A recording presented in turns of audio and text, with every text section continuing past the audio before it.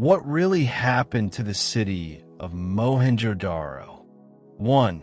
The ghost city in the desert. Discovery of Mohenjo-Daro. 2. A city ahead of its time, advanced urban planning, sanitation, and architecture. 3. The Indus River civilization, rise, and spread of one of the world's earliest urban societies. 4. Clues in the ruins, archaeological finds, artifacts, and what they tell us about life here. 5. The mystery of abandonment theories on why Mohenjo-Daro was deserted. 6. Fire, flood, or famine. Natural disaster theories and supporting evidence. 7. The nuclear explosion theory, the controversial ancient atomic blast hypothesis. 8. Cultural collapse, trade decline, political fragmentation, and social upheaval. 9. Lessons from a lost city, what Mohenjo-Daro's story means for modern cities. 10. Echoes in the sand, the enduring legacy and protection of the ruins today. Chapter 1. The Ghost City in the Desert. In the parched lands of southern Pakistan, under the relentless desert sun, lies a silent city. Its streets are empty, its houses hollow, its towers fallen. The wind carries no voices, only whispers of a past so advanced. It feels impossible that it could have ended so abruptly. This is Mohenjo-Daro, the Mound of the Dead.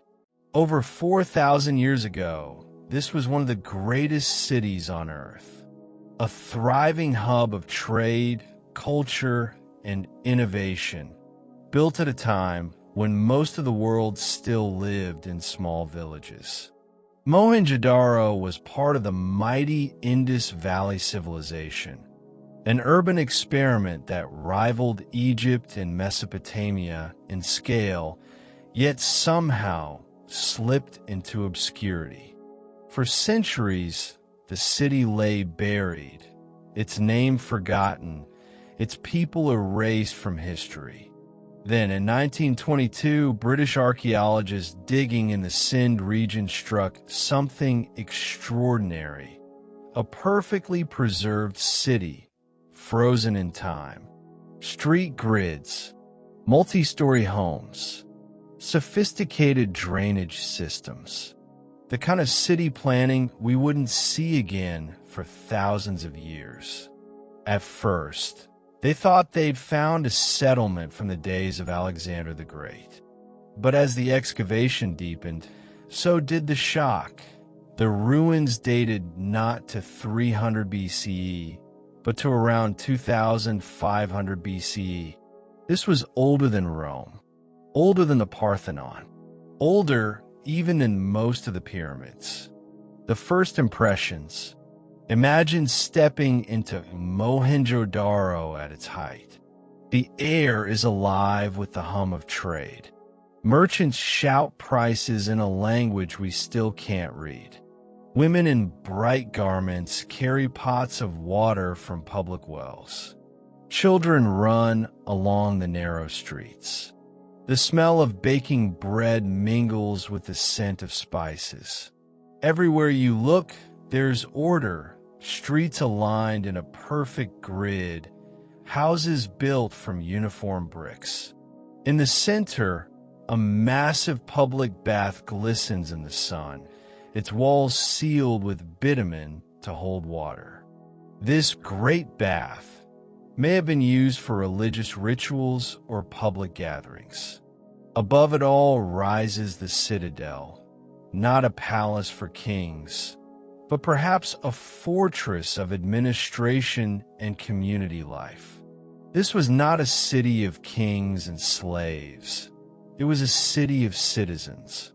No towering statues, no war monuments, no evidence of a ruling dynasty demanding tribute. Instead, Mohenjo-Daro was built for the people, by the people. The unanswered questions. But alongside the awe came confusion. No royal tombs, no grand temples, no written records deciphered. Just thousands of small, mysterious seals carved with animals and symbols no one can yet interpret. Who ruled this city?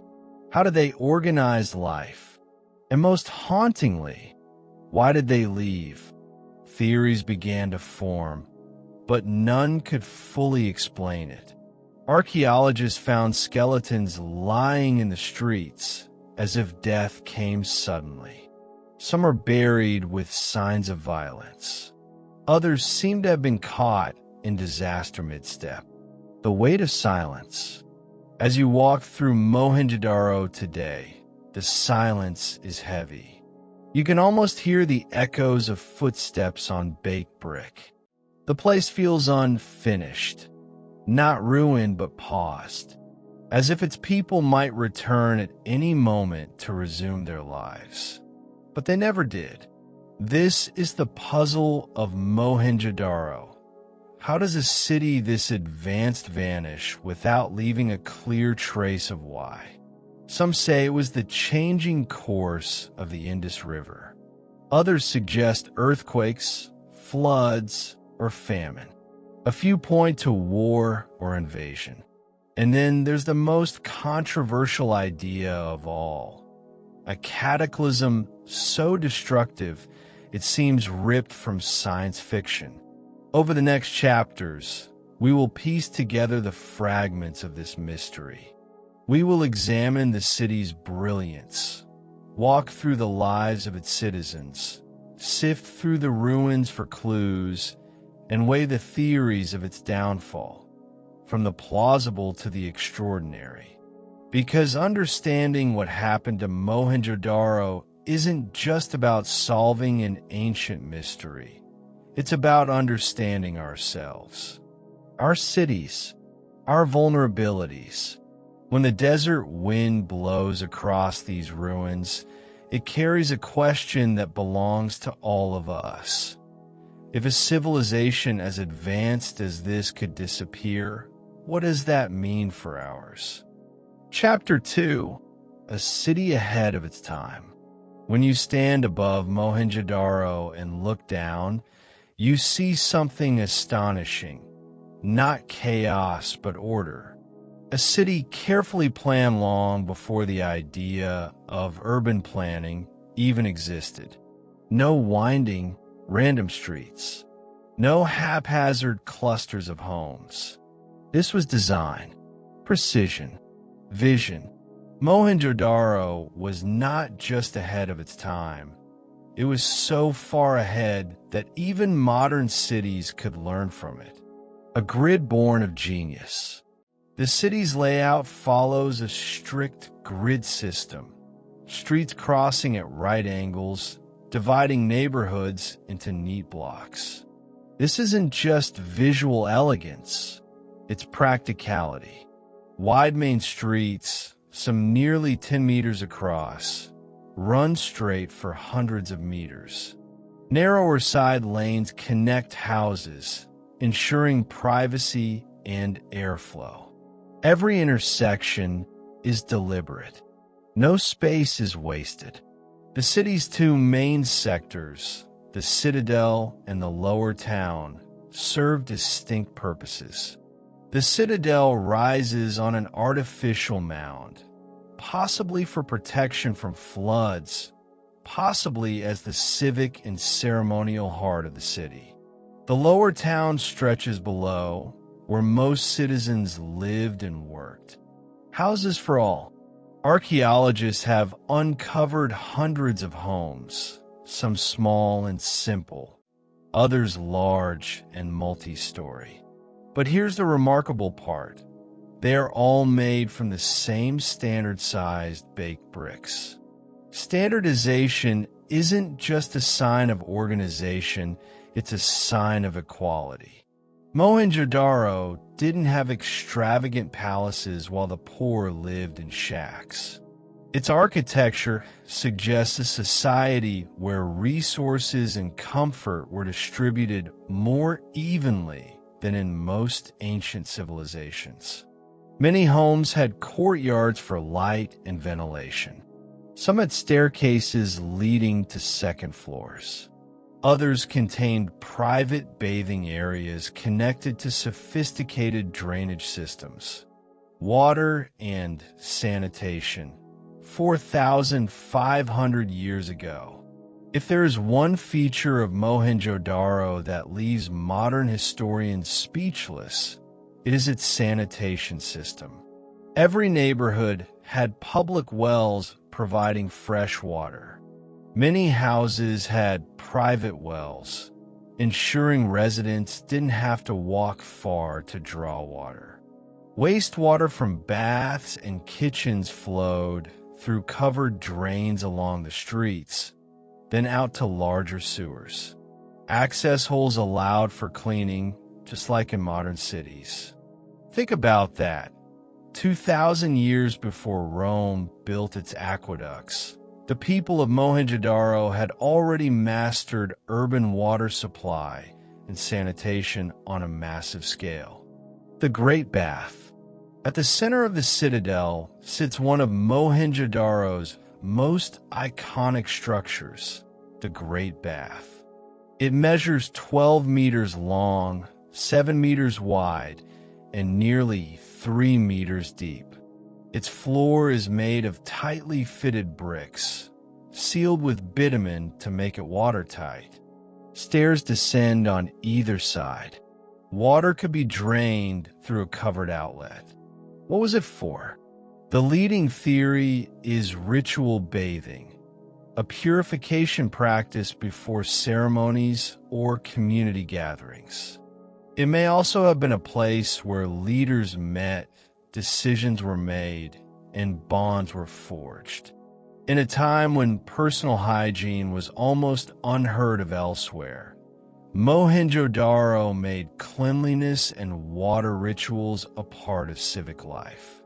No palaces, no temples, no kings.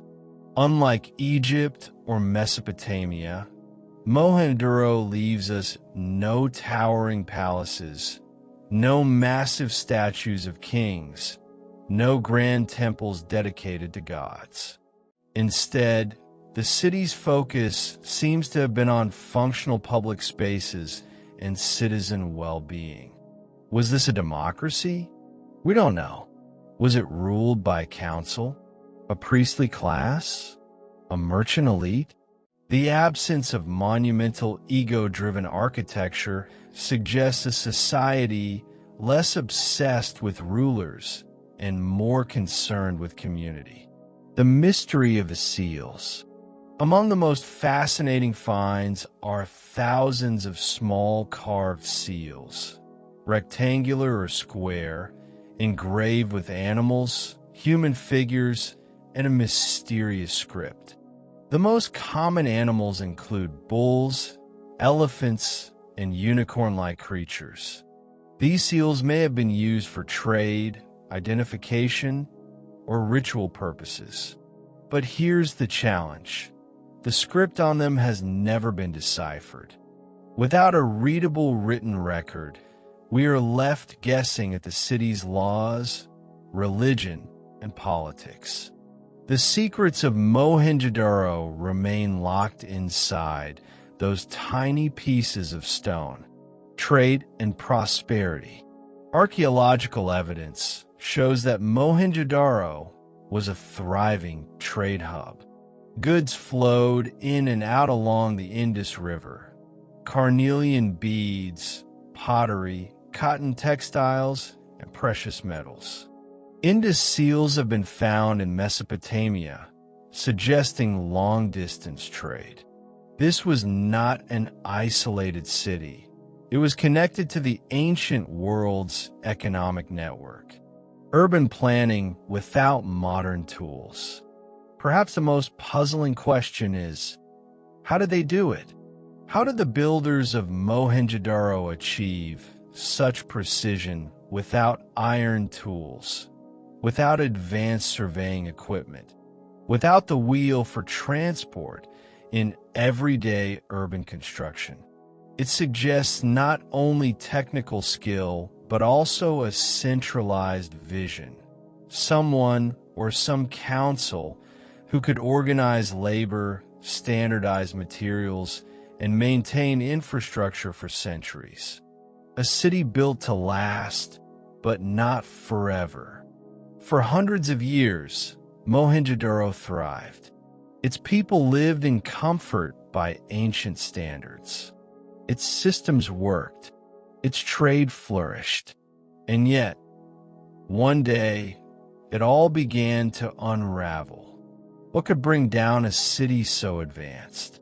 How could a place with such mastery of engineering, water, and trade simply disappear? That question takes us to our next chapter, where we step back to see the broader civilization of which Mohenjo-daro was a jewel and begin to understand the forces that may have led to its fall. Chapter 3: The Indus River Civilization. To understand Mohenjo-daro, we have to step back, because this city was never alone. It was part of something vast, sophisticated, and mysterious, the Indus River Civilization.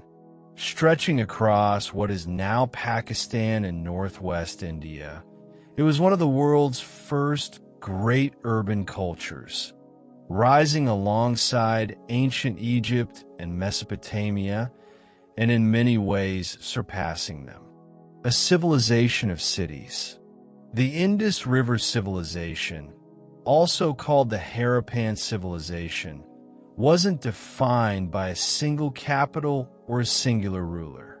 Instead, it was a network of cities: Harappa, Mohenjo-daro, Dhalavira, Lothal, and dozens more, each sharing the same remarkable urban blueprint. From the coastlines of Gujarat to the foothills of the Himalayas, from riverbanks to desert outposts, the same standardized bricks, the same city grids, the same drainage systems appear. It's as if one master plan was agreed upon, and every city followed it. The lifeblood, the Indus River. The Indus River, like the Nile or the Tigris and Euphrates, was the artery of life. Its seasonal floods brought nutrient-rich silt to the fields, supporting large-scale agriculture. The Indus people grew wheat, barley, peas, and sesame. They domesticated cattle, water buffalo, and goats. They spun cotton into textiles centuries before other civilizations learned the craft. This agricultural surplus fueled the growth of cities. Farmers fed artisans. Artisans supplied traders. Traders brought wealth. And wealth built infrastructure. The silent script. One of the most enduring mysteries of the Indus civilization is its writing system, found on seals, pottery, tools, and tablets. The Indus script consists of hundreds of distinct symbols, some pictorial, others abstract. Despite decades of study, the script remains undeciphered. No bilingual text, like the Rosetta Stone for Egypt, has been found to unlock it.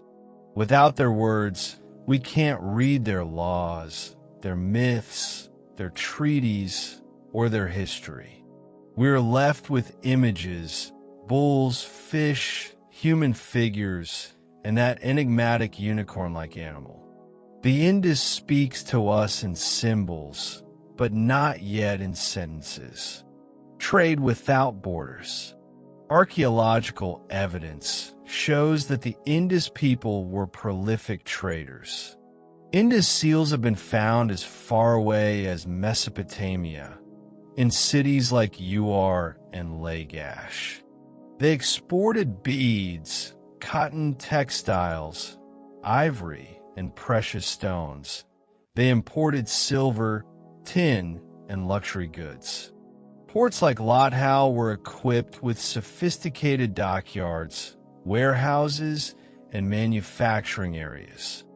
Goods were weighed and measured using standardized systems. Yet another example of their love for order, religion, ritual, and symbols. Though we can't read their prayers, hints of religious life survive in artifacts. Many seals depict a horned, seated figure surrounded by animals. Some scholars believe this is an early form of the Hindu god Shiva as Pashupati, Lord of Beasts.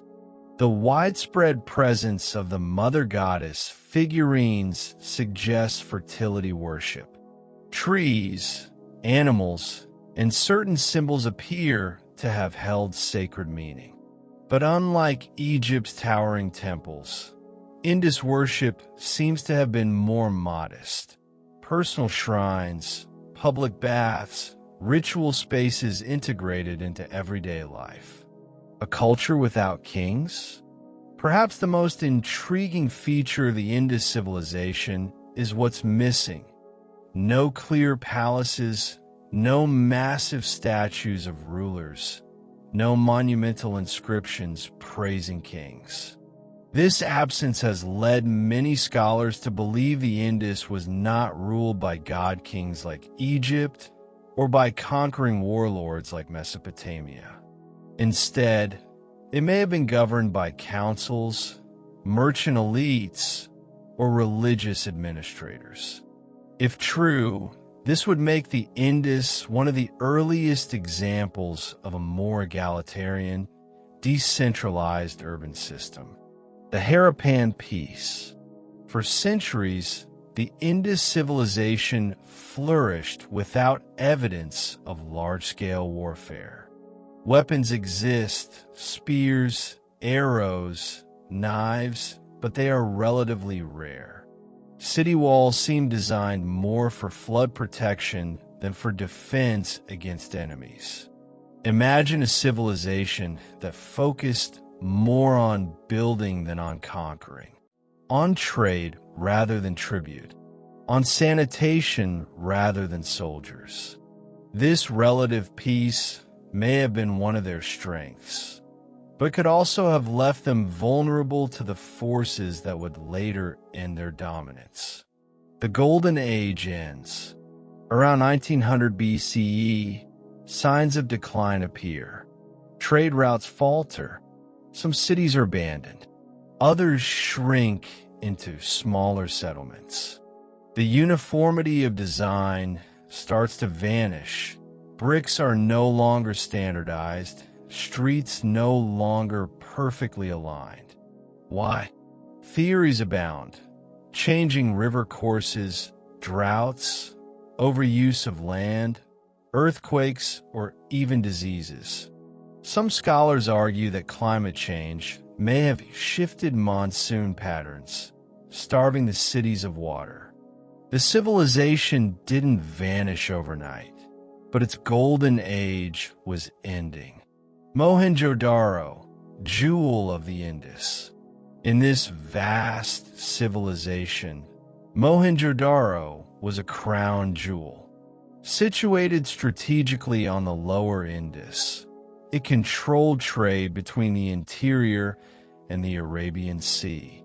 Its size, sophistication, and preservation make it the best window we have into this lost world. But as the wider civilization faltered, so too did Mohenjo-Daro.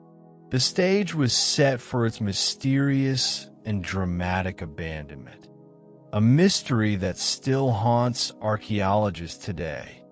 Chapter 4: Clues in the Ruins.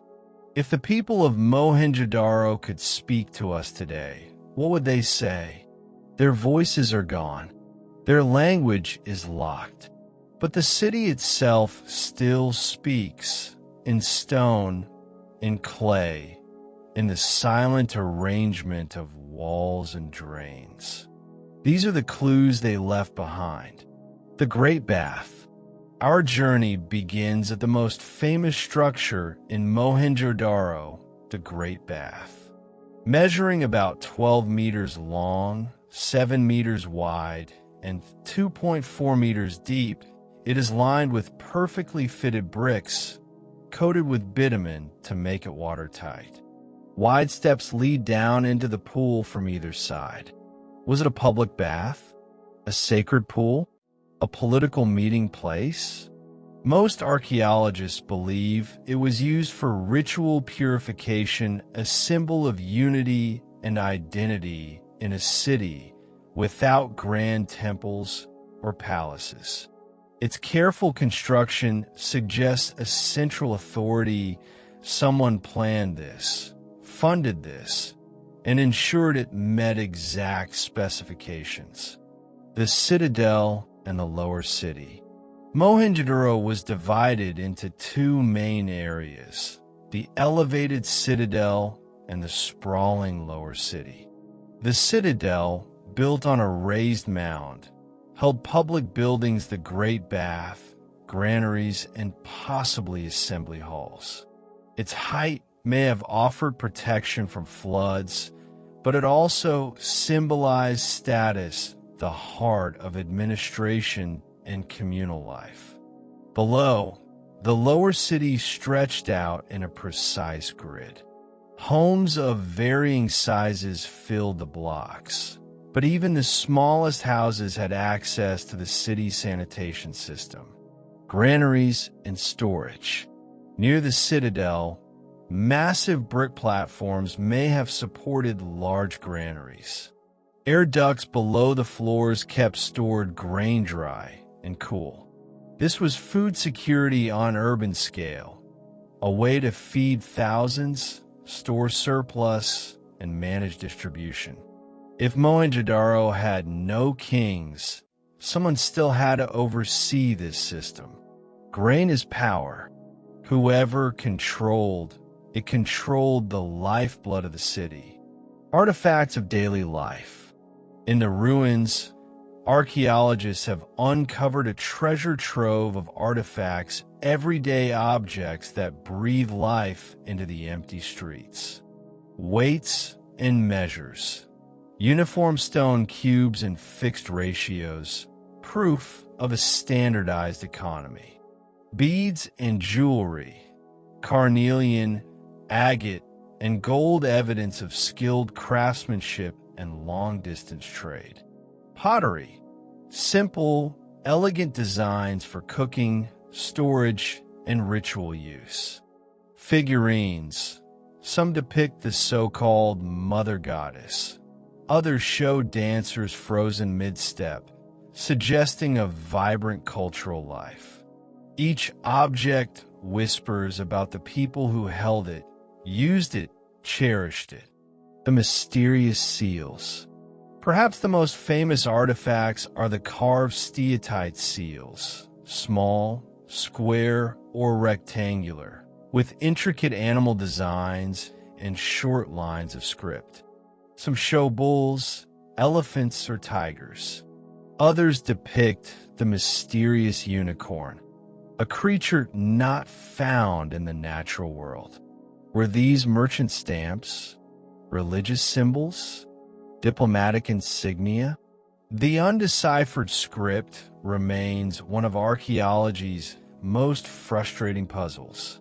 Until we read these seals, we can only guess at the political and spiritual life of Mohenjo-Daro. Skeletons in the streets. One of the most haunting finds is the discovery of human skeletons lying in streets and houses. Some appear to have died suddenly, without burial. A few show signs of injury, possibly from violence. Others seem untouched, as if death came quietly. This has fueled speculation about a sudden catastrophe, flood, disease, or attack. But without definitive evidence, the cause remains unclear. Signs of disaster. In some parts of the city, bricks show signs of intense heat, vitrification, where surfaces partially melt. Some researchers suggest this could be the result of massive fires. Others, more controversially, point to theories of explosions. Flood deposits have also been found, layered into the city's history, suggesting the Indus River may have periodically inundated Mohenjo-Daro. Were these natural events spaced over decades, wearing the city down? Or was there one final blow that emptied the streets for good? The sound of absence.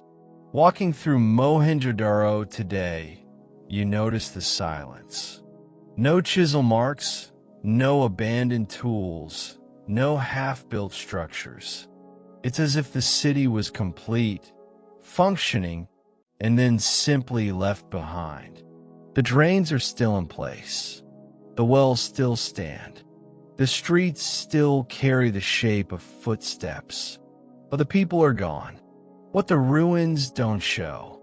For all its evidence, Mohenjo-Daro hides as much as it reveals.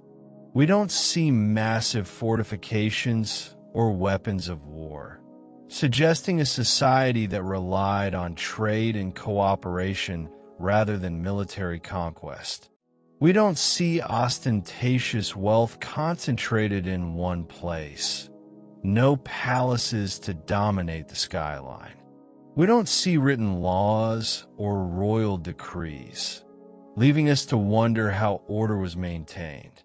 What we do see is a city designed for efficiency, hygiene, and community life, a rare combination in the ancient world. An archaeological conversation. Every wall, every artifact, every layer of soil is a line in an unfinished conversation between the past and the present. The ruins give us facts, but not always answers. They invite us to interpret, to imagine, to fill in the silence with possible truths. And so the question grows, if this city was so advanced, so well-planned, and so connected, why did it vanish? Chapter 5. The Mystery of Abandonment. For centuries, the streets of Mohenjo-Daro were filled with life.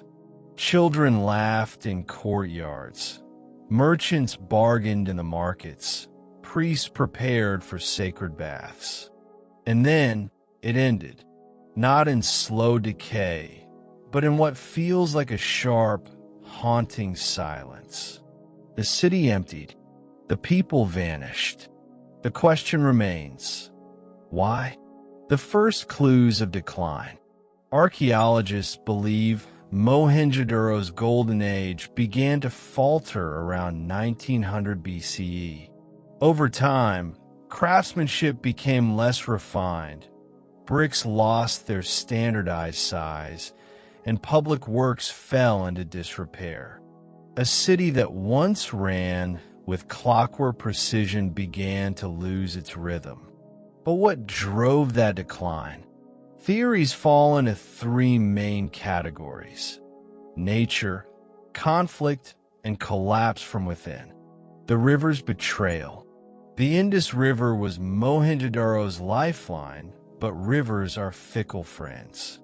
Evidence suggests that at some point, the course of the Indus may have shifted.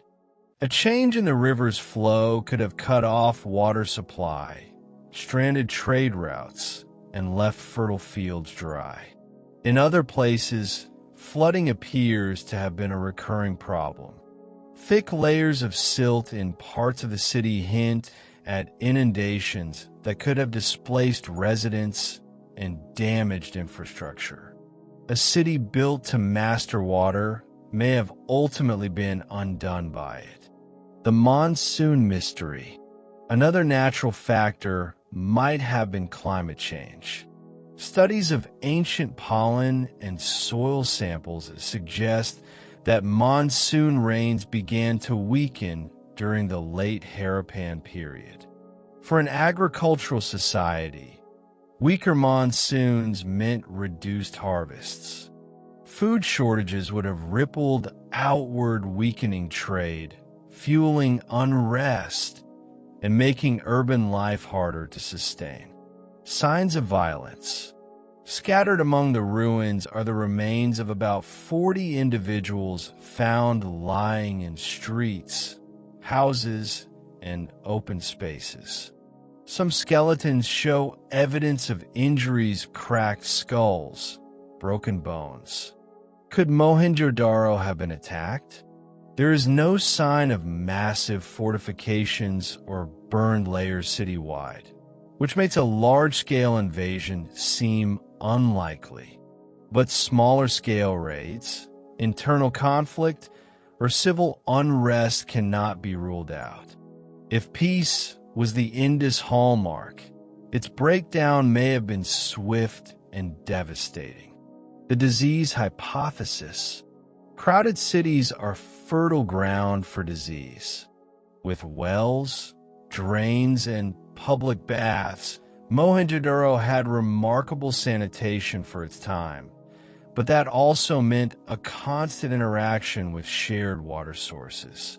Some researchers speculate that an epidemic could have swept through the population, forcing survivors to abandon the city.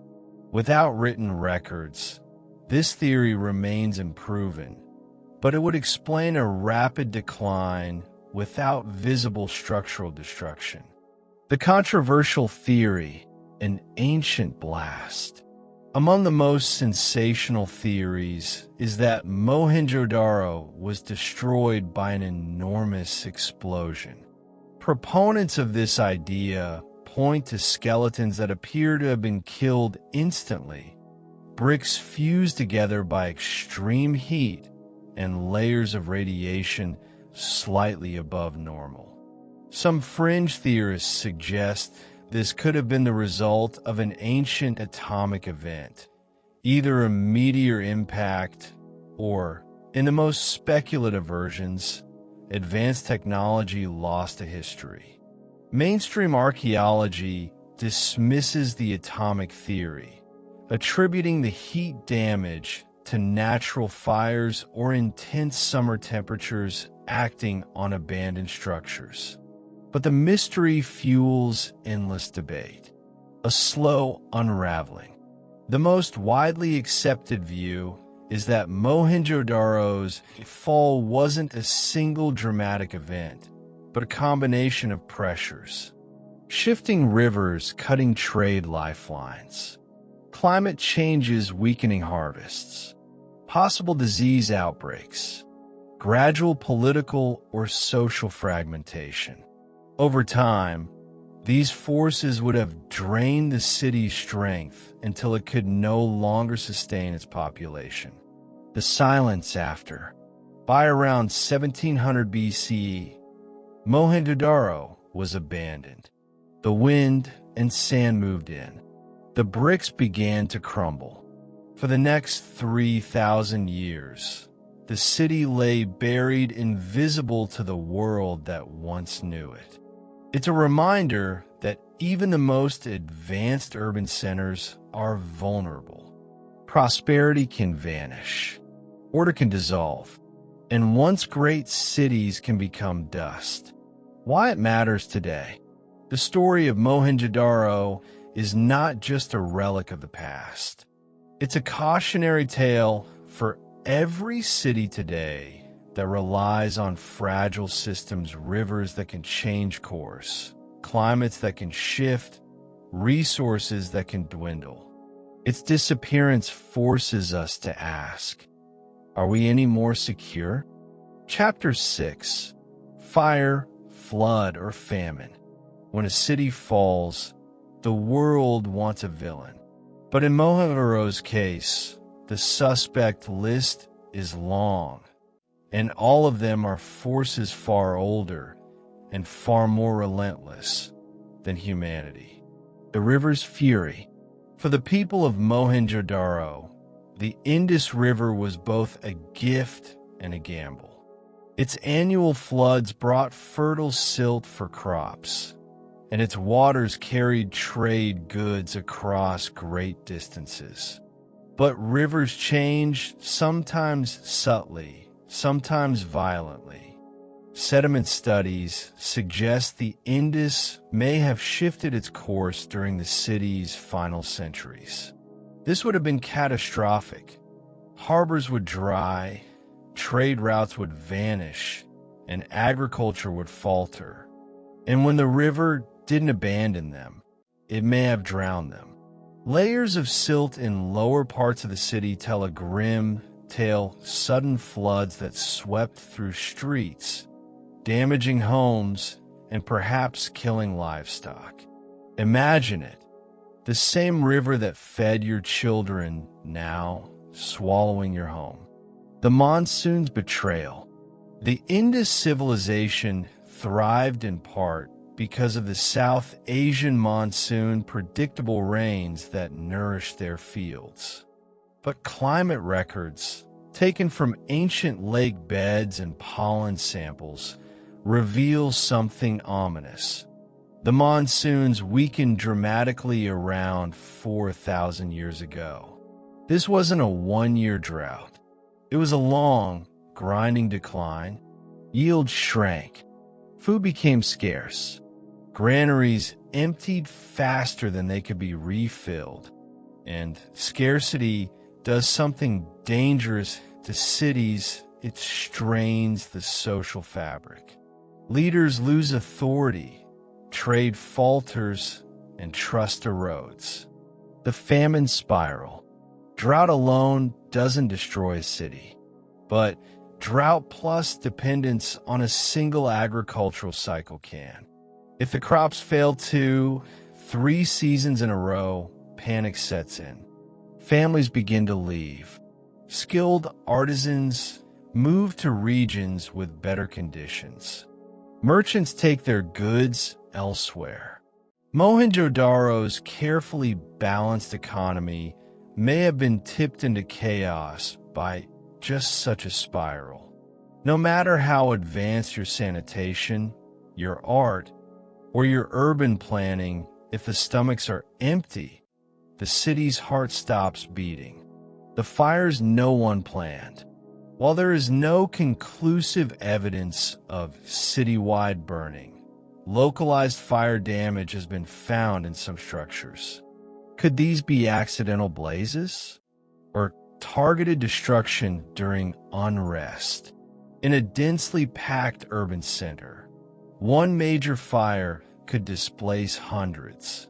If repairs were slow due to shortages of labor or materials, entire districts could be abandoned. Add this to flood or famine pressures, and you have a recipe for accelerated collapse. The earthquake factor.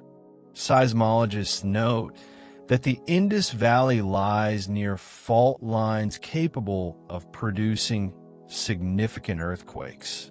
A major quake could have caused structural collapse of mud brick homes, damage to wells and drains, disrupting water supply, temporary blockage of the river, leading to sudden floods when the blockage broke. This scenario fits with the absence of widespread weapon damage nature. Not war could have struck the blow. The perfect storm hypothesis. The most compelling theory may be that no single disaster ended Mohenjo-Daro, but several hit in succession. Picture this. 1. Monsoon pattern shift, triggering multi-year droughts. 2. The Indus changes course, strangling trade and isolating the city.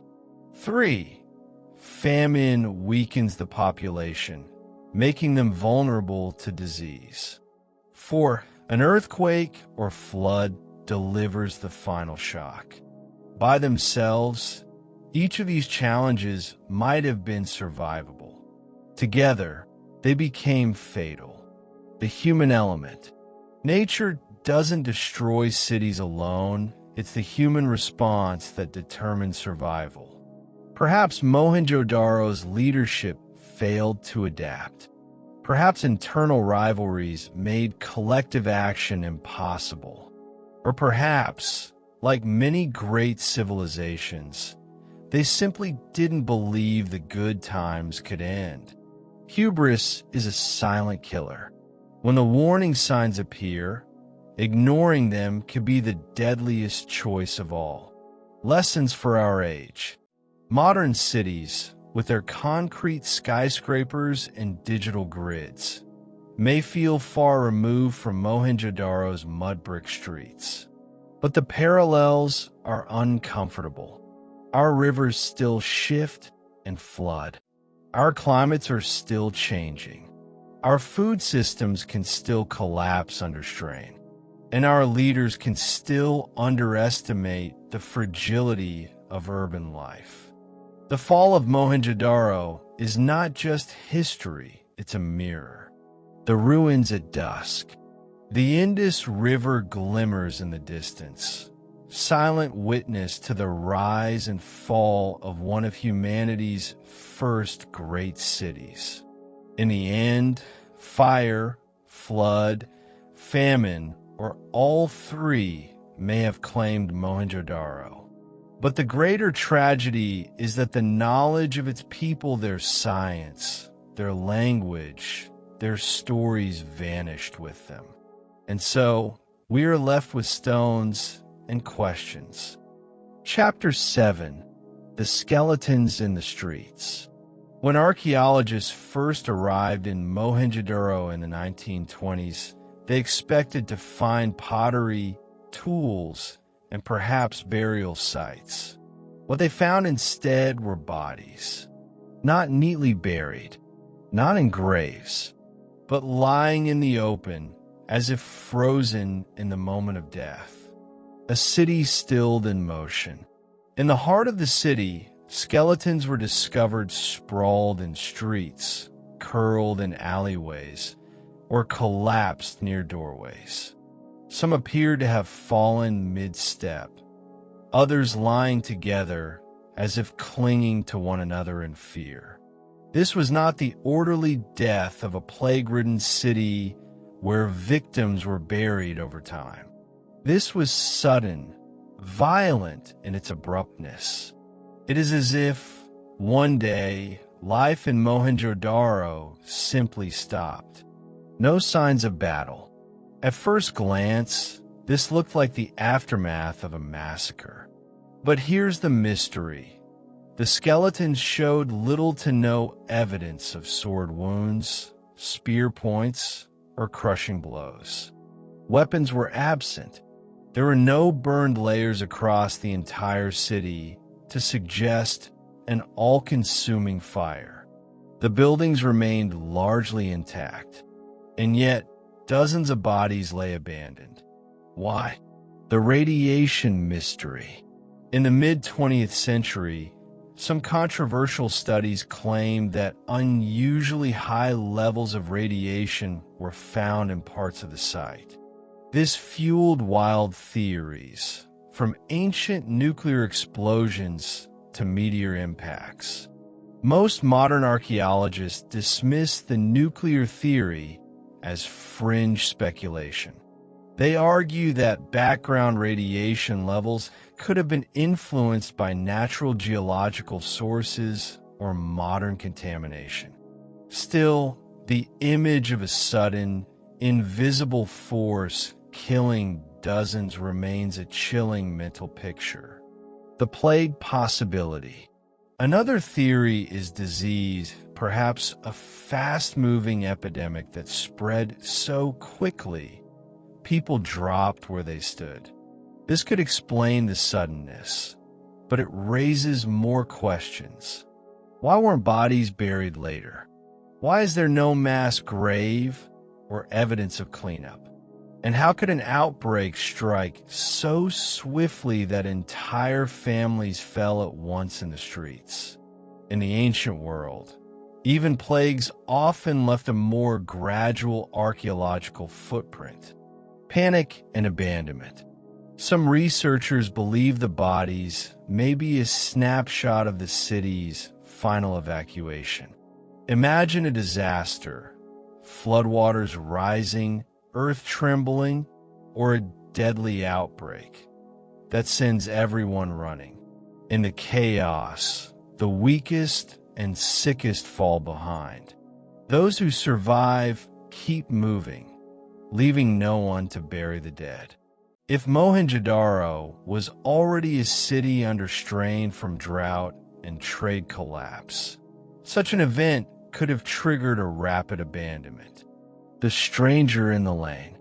Among the most famous skeletons is a man found lying face down in the street, arms extended as if crawling. His bones suggest he was strong and healthy before death. Nearby, a child skeleton rests in the shade of a collapsed wall, curled as though hiding. These haunting positions give archaeologists more than data. They give them humanity. They force us to imagine the sounds, the cries, the moments before stillness. Why no graves? The absence of formal burials in Mohenjo-Daro is one of its great enigmas. In most ancient cultures, burial was a deeply important ritual. To leave the dead unburied was a cultural rupture. Could this mean the survivors planned to return and perform rites, but never did? Or that whatever struck was so catastrophic, the survivors were too few or too traumatized to come back? Echoes in other cities. What happened in Mohenjo-Daro is not unique in the archaeological record. Similar frozen moments have been found in places like Pompeii, where volcanic ash preserved entire populations mid-movement. But here, there was no volcano. The closest parallel may be sudden flood events in river civilizations. Flash floods that hit so fast, people had minutes, not hours, to escape. In such cases, death and burial become simultaneous, and the city becomes a tomb. The silence of the streets. Today, walking through Mohenjo-Daro's narrow lanes at dusk, you can almost feel that moment the instant life stopped. The wind whistles through doorways where families once laughed. The shadows fall long over the same stones where bodies once lay.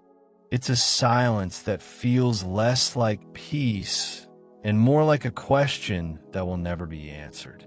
Were these skeletons the last chapter of Mohenjo-Daro, or merely one of many tragedies the city endured? We may never know. But the mystery of their final moments ensures that, even in ruin, the city's story still breathes in every unanswered question, in every silent street. Chapter 8. The language they left behind. A city can be destroyed. Its people can vanish. But language can outlive them all. The problem with Mohenjo-Daro is not that its language died. It's that it refuses to speak to us. The Indus on clay tablets, carved seals, and even tiny pottery shards, the people of Mohenjo-Daro left their words behind. But unlike Egyptian hieroglyphs or Sumerian cuneiform, the Indus script has never been deciphered. No bilingual Rosetta Stone has been found. No surviving descendants remember its meaning. It is a language sealed in stone, yet still utterly silent. What we do know, the script is made up of hundreds of unique symbols. Some look like plants, fish, or birds. Others are abstract, like simple lines, loops, or geometric shapes. Often, they are accompanied by depictions of animals, the humped bull being one of the most famous. The writing appears on seals used for trade, on amulets, and sometimes on tools. But the messages are always short, rarely more than 5 symbols in a row. That brevity is part of what makes them so hard to crack. Language or symbol system. Some scholars even question whether the script is a full language at all. Could it have been a set of symbolic marks, like a merchant's logo or religious emblem, rather than sentences and grammar? If so, it would mean the people of Mohenjo-daro never intended to record history in writing, but to mark ownership, authenticity, or spiritual identity. But others argue this underestimates the sophistication of the Indus civilization.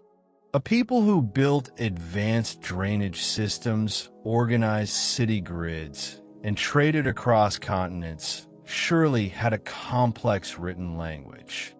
The lost sound of a city. Language is not just symbols, it's sound. The tragedy of the Indus script is that we have no idea what their words sounded like. In Egypt, we know the pharaoh's name because it was written and spoken in records. In Mesopotamia, we can hear the echo of prayers in cuneiform hymns. But in Mohenjo-daro, their voices are trapped behind an unbroken code. It is like watching a silent film without subtitles, full of gestures, but missing the story. Could the script hold the truth? What if buried in those symbols, there is a record of the city's fall? A king's lament, a merchant's account of disaster, a priest's plea to the gods? If we could read their words, could we finally know whether flood, famine, invasion, or something stranger sealed Mohenjo-daro's fate? The attempts to crack the code. For over a century, linguists, historians, and even computer scientists have tried to unlock the Indus script. Statistical analysis has looked for patterns, like which symbols tend to appear first or last.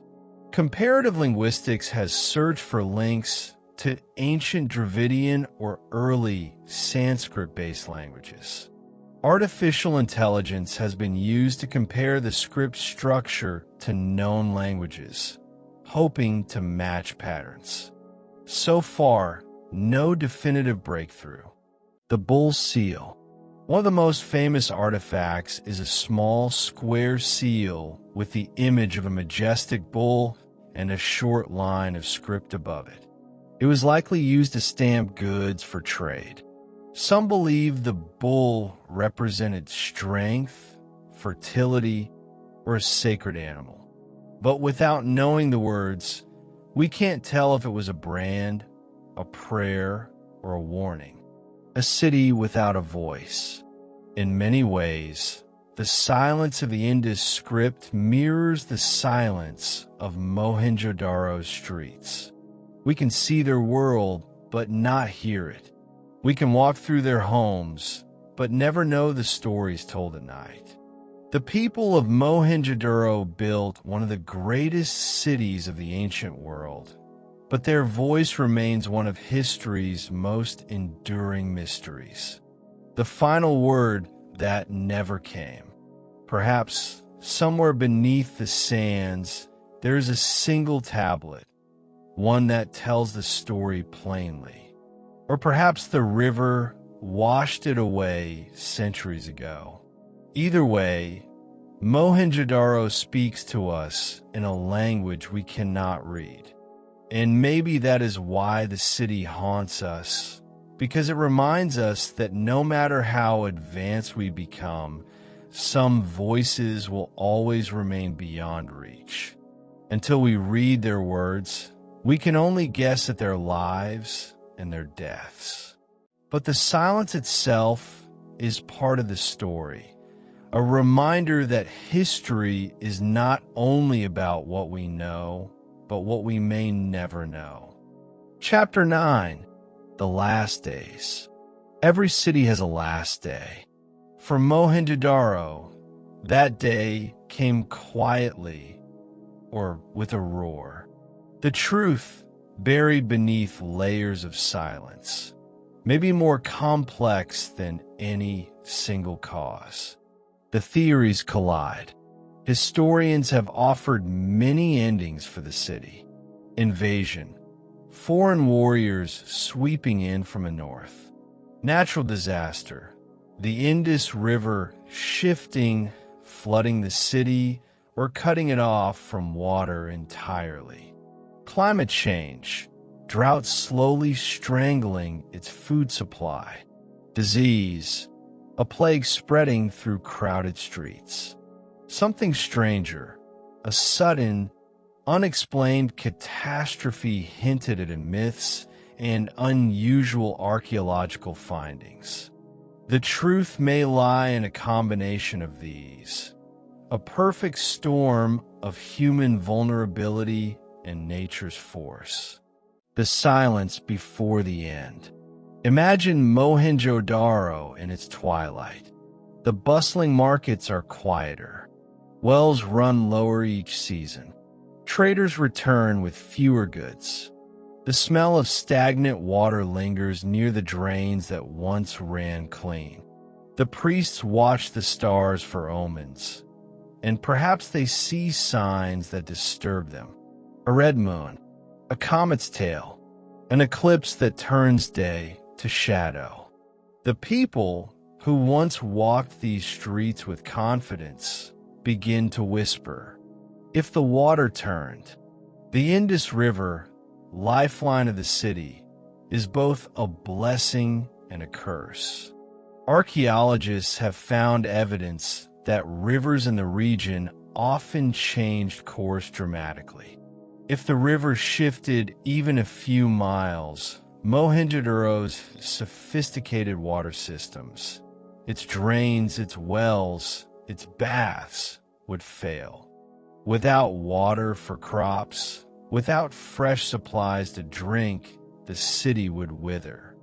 And if the river flooded instead, the same streets that carried water away could have become channels of destruction. If war came, some skeletons found in Mohenjo-Daro bear signs of violent death. Crushed skulls, twisted limbs, wounds consistent with weapons. But no mass graves, no evidence of burning, and no signs of long-term occupation by conquerors have been found. If invaders came, they may have struck suddenly, killing only enough to cause panic, then moving on, leaving the city to unravel on its own. If disease struck, crowded cities are vulnerable to illness. If contaminated water carried disease, it could sweep through quickly. In an era without medicine, fear spreads faster than the sickness itself.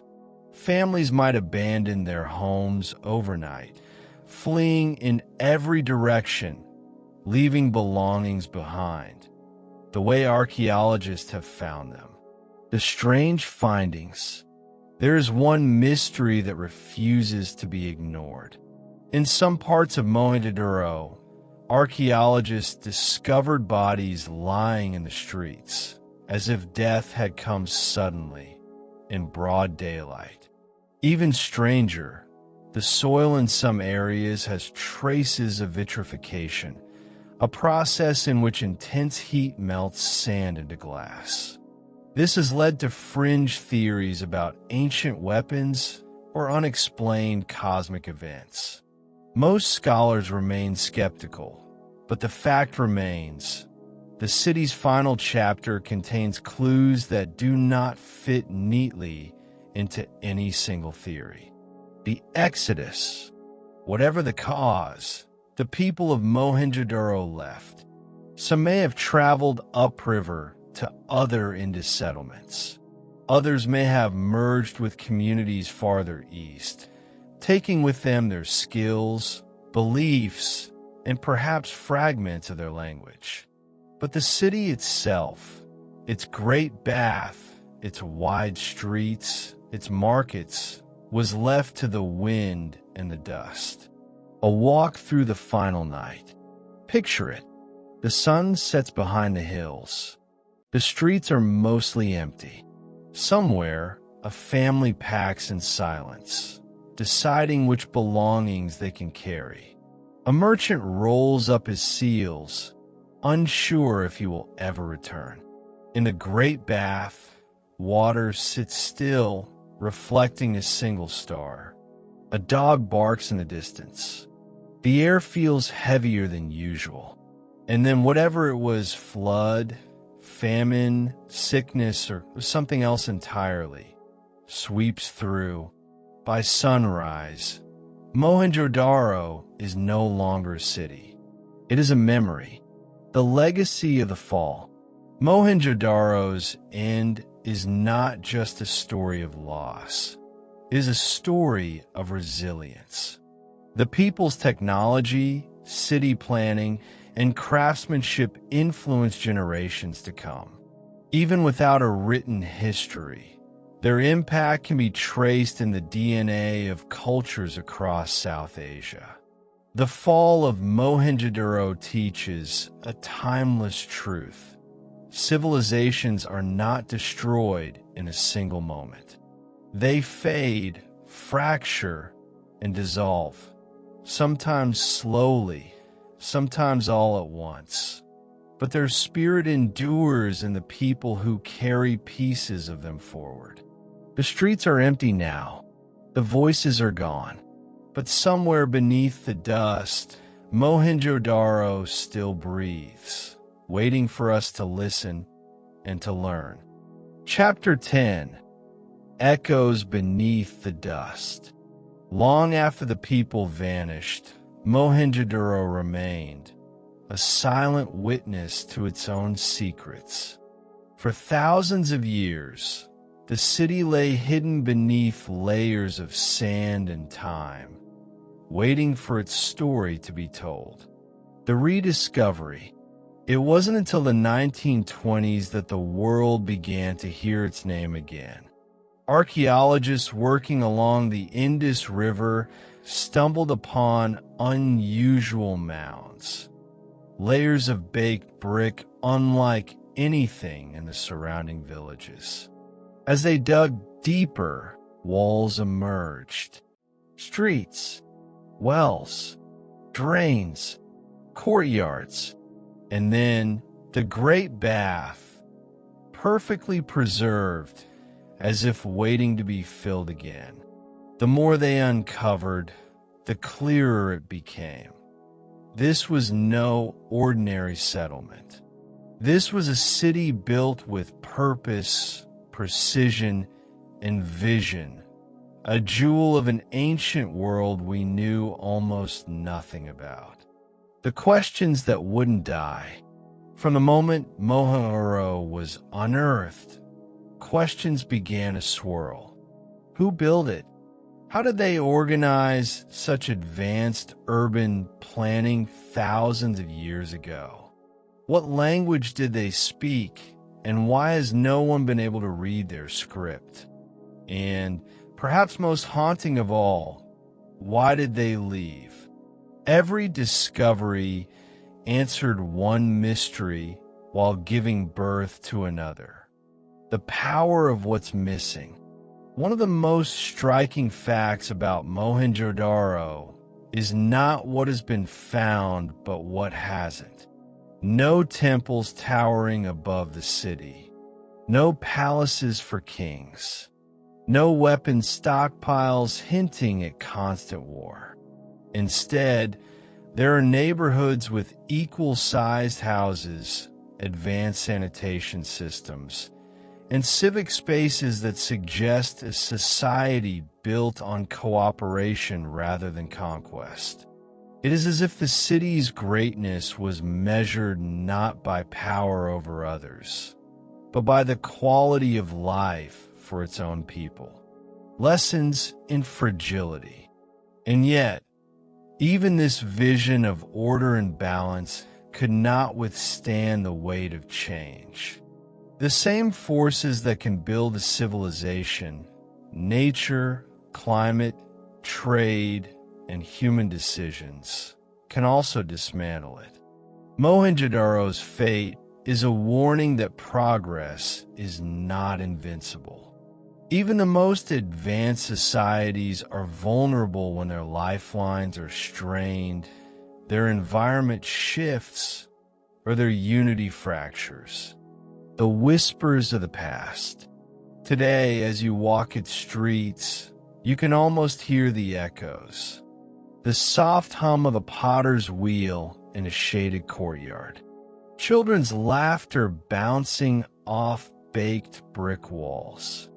The splash of water in the great bath, where rituals once bound the community together. Then, in your mind's eye, those sounds fade, replaced by silence, the kind that comes when a city sleeps and never wakes. The role of myth and memory. Though Mohenjo-Daro's written script remains undeciphered, it may yet speak through myths preserved in distant lands. Some tales of ancient floods, fiery skies, or migrations may be echoes of its last days, carried in oral traditions long after the city was gone.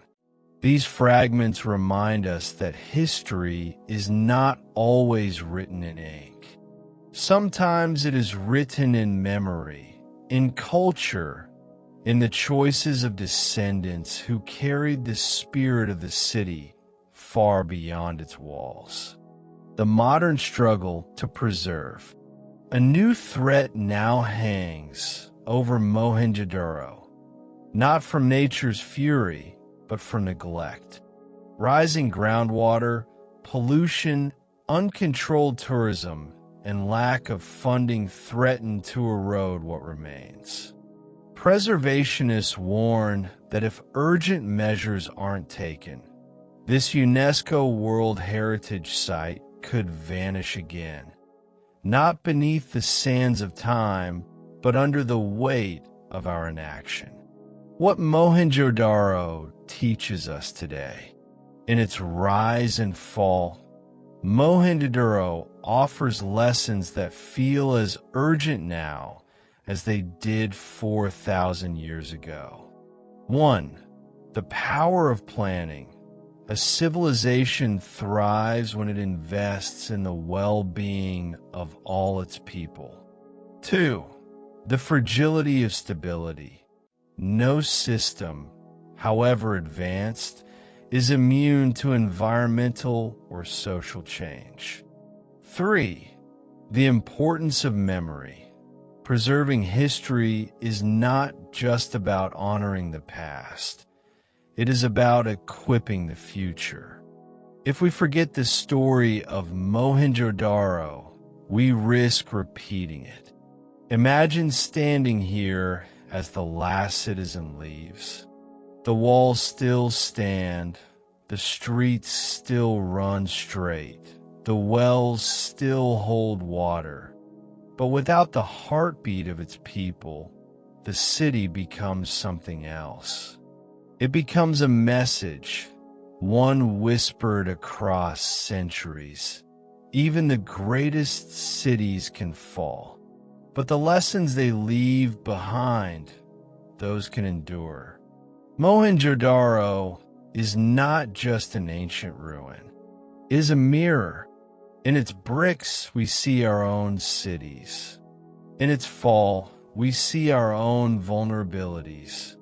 And in its silence, we hear the unspoken truth of history that is not the strongest who survive, but those who adapt, remember, and care for what they have built.